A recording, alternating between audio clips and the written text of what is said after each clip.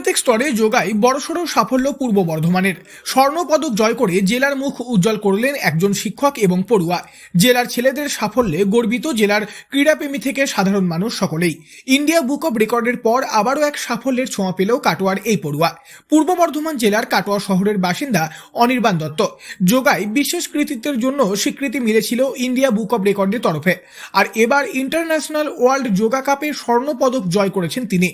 অন্ধ্রপ্রদেশের ভাইজাকে অনুষ্ঠিত এই প্রতিযোগিতার আয়োজন করেছিল ইউনিভার্সাল যোগা স্পোর্টস ফেডারেশন। জানা গিয়েছে পুরুষদের ট্র্যাডিশনাল যোগা ইভেন্টের 19-20 বিভাগে প্রথম হয়েছেন অনির্বাণ। নিজের এই সাফল্য প্রসঙ্গে অনির্বাণ দত্ত জানিয়েছেন, আন্তর্জাতিক স্তরে ভারতকে রিপ্রেজেন্ট করা যে কোনো খেলোয়াড়েরই একটা স্বপ্ন বলে আমি মনে করি। সেরকম আমি যেহেতু একজন যোগা খেলোয়াড়, তো সেই হিসেবে আমারও একটা স্বপ্ন ছিল যে দেশকে রিপ্রেজেন্ট করা, এবং দেশকে রিপ্রেজেন্ট করতে নেমে এত বড় একটা সাফল্য দেশবাসীর কাছে আমি এনে দিতে পেরেছি, যার ফলে আমি নিজেকে খুবই গর্বিত মনে করছি। এবং দেশবাসীর কাছে আমি আশীর্বাদ চেয়ে নিচ্ছি যেন ভবিষ্যতে এরকম আরো প্রতিযোগিতায় আমি অংশগ্রহণ করে দেশকে আরো বড় বড় সাফল্য এনে দিতে পারি। পাশাপাশি এই একই প্রতিযোগিতায় সাফল্য ছিনিয়ে এনেছেন পূর্ব বর্ধমানের আর এক প্রতিযোগী। আন্তর্জাতিক স্তরে এই প্রতিযোগিতায় স্বর্ণপদক জয় করেছেন তিনিও। অপর ওই কৃতি প্রতিযোগীর নাম মাধব সাহা।